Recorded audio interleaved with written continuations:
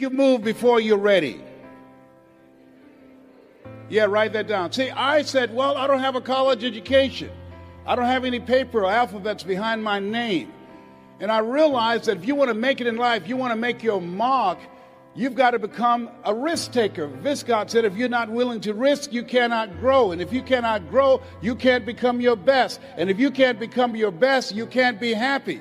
And if you can't be happy, then what else is there? I like what Helen Keller said. She says, life is short and unpredictable. Eat the dessert first. So you have something special. You're here because there's something in your heart of hearts that said, I want more. I can do more. You're here because you're different. How many of you know people who should be here? Raise your hands, please. Yeah, so you're here because you're different. You're uncommon. One man said, I choose not to be a common man. It's my right to be uncommon if I can. I seek opportunity, not security. I do not wish to be a kept citizen, humbled and dulled by having the state look after me. I want to take the calculated risk, to dream and to build, to fail and to succeed. I refuse to live from hand to mouth. I prefer the challenges of life to the guaranteed existence, the thrill of fulfillment to the still calm of utopia. I will never cower before any master, nor bend to any threat. It's my heritage to stand erect, proud and unafraid, to face the world boldly and say, this I have done. Give yourselves a round of applause for having an uncommon desire to reach your goals, to achieve something great with your life. Bring your level of energy up. So as you look at yourself, not only must we begin to upgrade our relationships, but the other thing is, as you look at your goals and look at your dreams, write this down. You will fail your way to success. See, 85% of people allow their fear of failure to outweigh their desire to succeed. You're going to make some mistakes, and it's okay. Anything that's worth doing is worth doing badly. It's worth doing right if you know how to do it, but if you don't know how to do it, it's worth doing badly until you get it right. You have to be willing to experiment with life. I've done a variety of things and I had absolutely no idea I have the ability to do those things. Here's what I can say about you, and I don't even know you. You've got greatness within you, but you will not discover your greatness in your comfort zone. You've got to be willing to get outside of your comfort zone, because in order to do something you've never done, you've got to become someone you've never been. And most people, they go to their graves with their greatness still in them. Maybe that's why one woman said in a moment of anguish, what if you live your whole life only to discover that it was wrong? Here's something else as you think about your goals and dreams. What's your why? Why do you want to do it? What drives you? This is my mother. She was 46 years old when she adopted first Wesley and I, and then 5 other children. And she was a driving force in my life. Which one am I? On the right or the left? I'm the cute one. Which one am I now? I'm the one on the left, all right? Yes, me. And as you think about your goals and dreams, think about somebody that you love, that inspired you, someone that you love, that you admire. And I think about my background, and this is Wesley and I eating sugar cane. You see, we were not born with a silver spoon in our mouths. Do y'all eat sugar cane here in Australia? Anybody ever had sugar cane? Most of you have not. Just 2 people here. Yeah, it's sweet. It's interesting. You know, we were born in the area of Florida where you eat sugar cane. Donald Trump, father gave him $200 million to become successful. How many of you know if I give you $200 million, you got a good shot at becoming successful? Raise your hands, please. My mama gave us 2 pieces of sugar cane, and we had an advantage. Room always get quiet when I say that. Donald Trump was born with a silver spoon in his mouth. If you had a choice between eating a silver spoon and eating sugar cane, which one would you eat? Sugar cane? I told you we had an advantage. That's what I'm talking about. And then I met someone who changed my life. See, what we do and what we accomplish in life is a result of the story we believe about ourselves. And I met this friend. I was a disc jockey at the time. And he said, Les Brown, you're more than a disc jockey. Les Brown, you're more than a paycheck. Les Brown, you can do more. How many of you had somebody see something in you didn't see in yourself? Raise your hands, please. And I couldn't see it at the time. But he continued to talk to me. Faith comes by hearing and hearing and hearing. And eventually I became an entrepreneur. I began to book concerts, and not just doing a radio show, but I invited entertainers to come to town. And these little guys came in 1973. There I am standing in the back. That's Michael Jackson there at 10 years of age in 1973. I didn't know who they were going to become. They didn't know who I was going to become. The hand that you shook in the audience, you have no idea whose hand you just shook. You don't know who they are. Eye has not seen, ear has not heard, nor has entered the heart of mankind what God has in store for that person whose hand you just shook. That person, they have greatness within them, and you have greatness within you. And to prove it, you were chosen 1 out of 400 million sperm. There's something in you. And God said, I want you, I want you, I want you, I want you. There's something you have that the world needs now. If you don't give it to us, we will all be deprived. And so as you think about your goals and dreams, how many of you like to make a difference in your community? Raise your hands, please. You have the ability to do that. I ran for the Ohio legislature. Had no idea, had the ability to do that. Passed 14 bills my first term. You have greatness within you. You can make more impact than you can ever begin to imagine when you're willing to challenge yourself. Let us say together, lead. Everybody together say, lead. And grow your wings on the way down. Yeah, see, one of the things about life, you're going to get hurt. You're going to make some mistakes. You're going to fail your way to success. But you got to be willing to experiment. You got to be willing to push yourself. You got to be willing to challenge yourself by putting yourself in a perpetual state of discomfort. And so, but things happen in life. When you have goals and dreams, things happen. Had no idea. Midway of my third term, my mother became ill. She was diagnosed with breast cancer. My brothers and sisters called me and said they're going to put her in a nursing home. And I said, no. They said, we thought you would say that. We've interviewed the best nursing homes in Dade County. I said no. So I had a problem. How can one woman raise 7 children who couldn't take care of themselves, but 7 grown people couldn't take care of one woman? I had a problem with that. And I said no.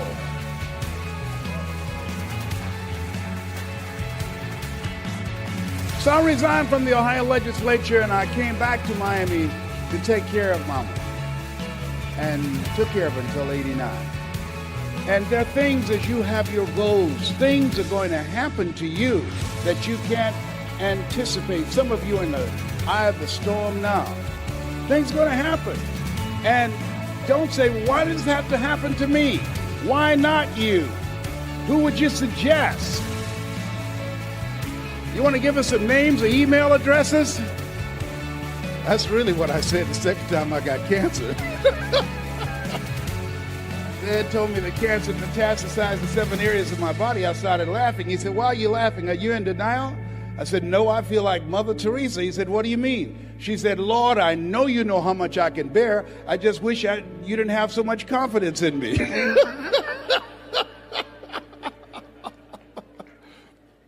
There's times in your life when things are going to happen that you've got to begin to put your dream on hold. And you might have to reinvent yourself. How many have already gone through that? Raise your hands, please. It's called life. And don't tell everybody about it. 80% don't care. 20% glad it's you. You have to suck it up and handle it. That's what it's called being in business, being an entrepreneur, being a risk taker, walking by faith and not by sight. Stuff happens to you. And so I had to go in a new direction. And I decided to tell my story. How many of you got a story? Raise your hands, please. How many of you have gone through some things in life that you can teach some other people? Raise your hands, please. How many of you, like me, had periods in your life when you were temporarily insane? Raise your hands. See, there are some people, one of the goals I have with training, 100,000 voices of hope outside of politics and outside of religion, both of which I believe unwittingly polarize and divide people, and teach people how to deliver a message of hope and give people methods and techniques that will help them to change their lives and begin to move their lives to another level. You have something special. You have greatness within you. That story that you have can impact people's lives. Mike Williams talked to me, and it changed my life. It began to expand my vision. How many of you have a college education? Raise your hands, please. Very good. Over 90%. How many ever give a lecture at Harvard University? Raise your hands, please. No hands up. That's in your future. Shake somebody's hand on your right and left and say, that's in my future. That's in my future. Everybody point at me right now. Point at me right now. Point at me lovingly right now. Say, Les Brown. Everybody together say, Les Brown. If you can do it, I can do it. And this time when you say, I can do it, say it with conviction. Point at me again. Les Brown. If you can do it, I can do it. Shake someone's hand on your right and left and say, I'm ready to play a bigger game. Do that right now. Say, I'm ready to play a bigger game. Absolutely. Yes. It says you look at yourself and look at your goals. There's some things that you can do when you challenge yourself, when you go outside your comfort zone. There are things that will come in the direction of your life that you can't even begin to imagine. That you're going to begin to evolve and go to new levels that will amaze you. And I tell you these things not to impress you, but to impress upon you. You have something special. You have greatness within you. You have the ability to do more than you can ever begin to imagine. And so what I'm suggesting that you do is to stretch yourself, that you constantly look for ways as an entrepreneur. How can you begin to set yourself apart from the competition? What is it that you can do that can make you stand out? What are the market takeaways that you can do? One of the things that I learned as a speaker, as a trainer, as an entrepreneur, and a small business operator is that you've got to find something that you love and that you master that. Henry David Thoreau said, do not go where the path may lead, but go where there's no path and leave a trail. As you look at yourself as a business operator, as you look at yourself as an entrepreneur, as you look at yourself as a person that want to make a mark with your life, that want to leave a legacy, you've got to be hungry. Let us say together, I'm hungry to do more. I'm hungry to stretch myself. I'm hungry to take my life to another level. I never forget this gentleman that I'm going to talk with tomorrow. He's now in his 90s. He's blind from glaucoma. And I never forget, he said, young man, go to the board and work this problem out for me. And I said, oh, sir, I can't do that. He says, why not? I said, I'm not one of your students. He said, look at me. Yes, sir. Go to the board and work the problem out anyhow. I said, I can't, sir. And the other students started laughing. They said, he's Leslie. He's got a twin brother, Wesley. Wesley is smart. He's DT. He said, what's DT? He's the dumb twin. And I said, I am, sir. As the students laughed, as some of you did. And he came from behind his desk, he looked at me. He said, don't you ever say that again. Someone's opinion of you does not have to become your reality. And that was a turning point in my life. On one hand, I was humiliated, but on the other hand, I was liberated. Because he looked at me with the eyes of Goethe, who said, look at a man the way that he is, he only becomes worse. But look at him as if he were what he could be.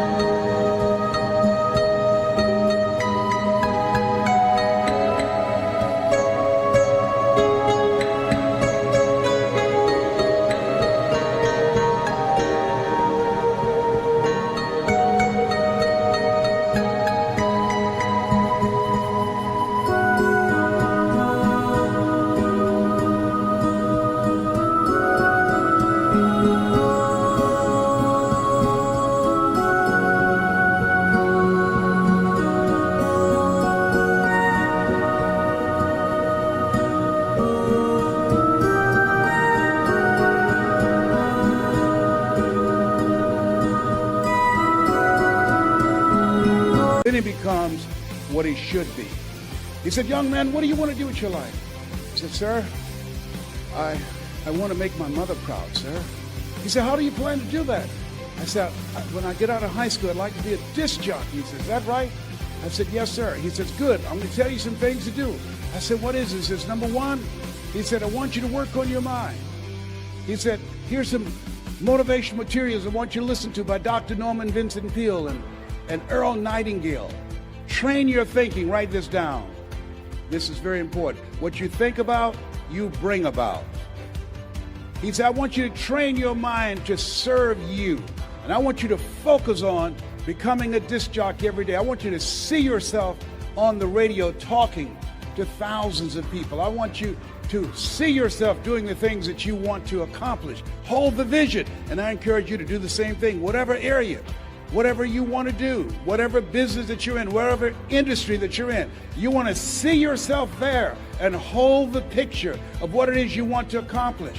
And I said, sir, I want to be a disc jockey, but I don't have a job yet. And then he quoted Whitney Young. He said, young man, it's better to be prepared for an opportunity and not have one than to have an opportunity and not be prepared. He said, you got to be hungry. I said, I am hungry, sir. He said, good. Here are my car keys. At 12 noon, I want you to go in my car and turn on the radio and listen to Paul Harvey. Who is Paul Harvey, sir? He's the world's greatest communicator. He said, whatever you want to do, you want to find people who master that because success leaves clues. And that's the same thing I'm suggesting to you. Whatever area that you want to go in, if it's finances, in business, insurance industry, whatever area that you're interested in, find the people who are mastering that and follow their example. He said, and let me share something else. I said, yes, sir.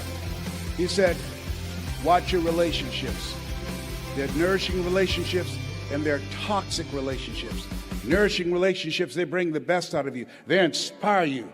Toxic relationships, they drain you. I said, I will, sir. I do exactly what you're telling me to do, sir. And then he said, Mr. Brown, yes, sir. I've given you everything I can give you. You've got to go out into the marketplace and face the music. I said, thank you, sir. I went to apply for a job on Miami Beach. Milton Butterball Smith was the program director. Hello, Mr. Butterball. How are you, sir? My name is Les Brown, sir. I like to be a disc jockey. Young man, you have any journalism in your background? No, sir, I don't. You have experience in broadcasting? No, sir, but I visualize myself being on the air every day, sir. I practice. All I want is a shot. Just give me a shot. He says, no, we don't have any job for you. How many have ever been rejected? Raise your hands, please. I was devastated with rejection. I went back and I said, hey, Mr. Washington, they said no. He said, don't take it personally. Most people are so negative, they have to say no 7 times before they say yes. He said, you got to be hungry. Go back again. I said, yes, sir. Hello, Mr. Butterball. How are you, sir? My name is Les Brown, sir. I like to be a disc jockey. Young man, weren't you here yesterday? Yes, sir. Didn't I tell you no yesterday? Yes, sir. Then why are you back today? Well, sir, I didn't know whether or not somebody was laid off or somebody was fired, sir. Nobody was laid off or fired. Now get on out of here. I came back the next day. Hello, Mr. Butterball. How are you, sir? My name is Les Brown, sir. I like to be a disc jockey. I know what your name is. Weren't you here the last 2 days? Yes, sir. Didn't I tell you no the last 2 days? Yes, sir. Then why are you back today? Well, sir, I didn't know whether or not someone got sick or someone died, sir. No one got sick or died. No one was laid off or fired. Now, don't you come back here again. I came back the next day, talking loud, looking happy, like I was seeing him for the first time. I said, hello, Mr. Butterball. How are you? He looked at me with rage. He says, go get me some coffee. I said, yes, sir.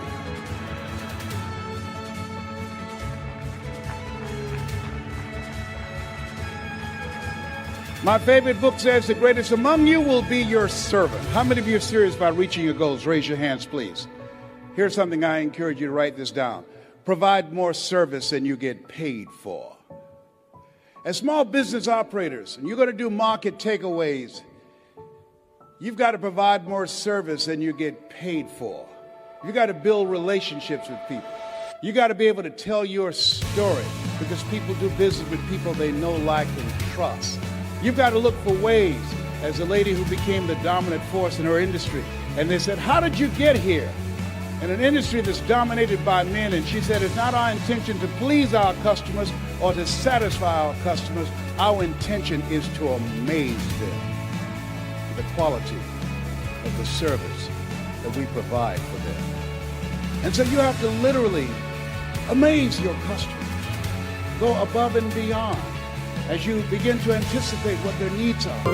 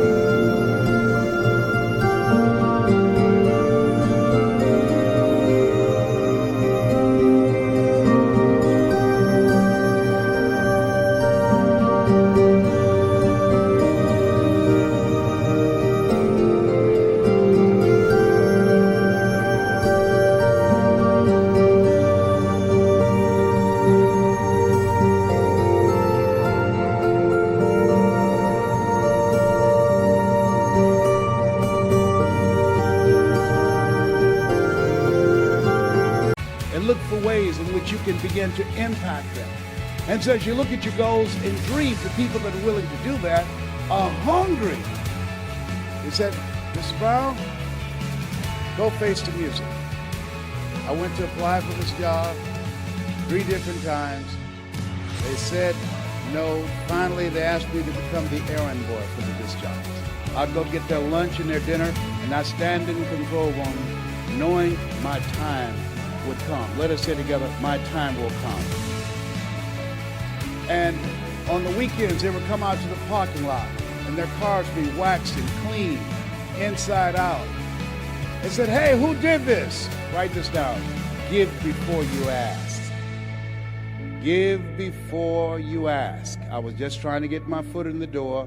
I wanted to establish a reputation of being a go-to person, a person of resourcefulness, a person that's relentless and unstoppable, a person that can get things done. I said, I did, sir. How much you charge? Nothing, sir. I just wanted to help out.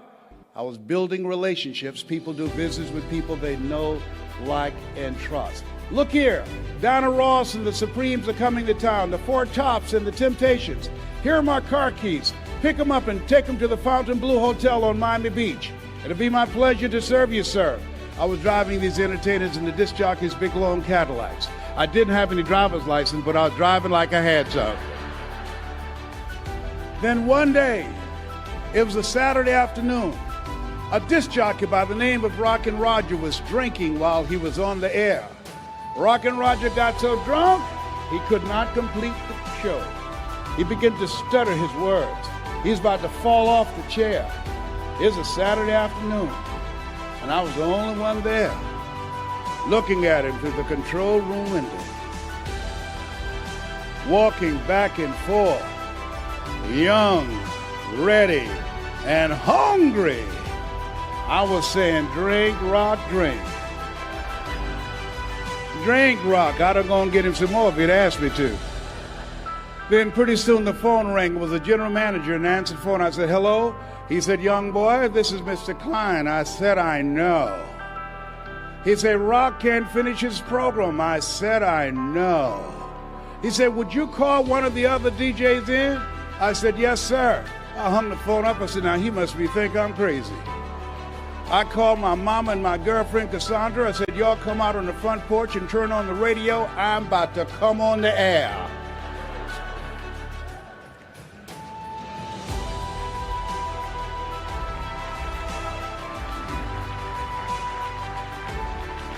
I waited for about 20 minutes, and then I called him back. I said, Mr. Klein, I can't find nobody. He said, young boy, you know how to work the controls? I said, yes, sir. He said, go in there and segue the records, but don't you say nothing here. I said, yes, sir. I couldn't wait to get old Rock out of the way. I put on a fast record. I said, look out, this is me, LD Triple P, Les Brown, your platter playing papa. There were none before me, and there will be none after me. Therefore, that makes me the one and only. Young and single and love to mingle, certified, bona fide, indubitably qualified to bring you satisfaction and a whole lot of action. Look out, baby, I'm your love man. I was hungry. Get the old man a round of applause. I was hungry. I was hungry. Shake someone's hand on your right and left, look them in the eyes and say, you got to be hungry. Do that right now. Shake someone's hand and say, you got to be hungry. People that are hungry are willing to do the things today others won't do in order to have the things tomorrow others won't have. People that are hungry believe, always strive to get on top in life because it's the bottom that's overcrowded.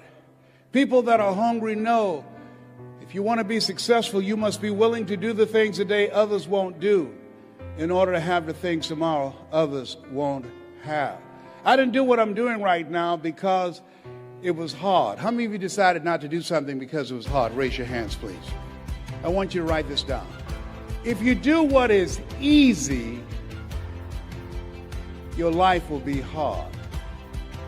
Complain, point at your circumstances, give up your power, blame the government, blame the economy. If you do what is easy, your life will be hard. But if you do what is hard, your life will be easy. It's hard to make a radical change in your behavior. It's hard to take ownership. It's hard to swallow the bitter pill that wherever you find yourself, at some point in time, you made an appointment to be there.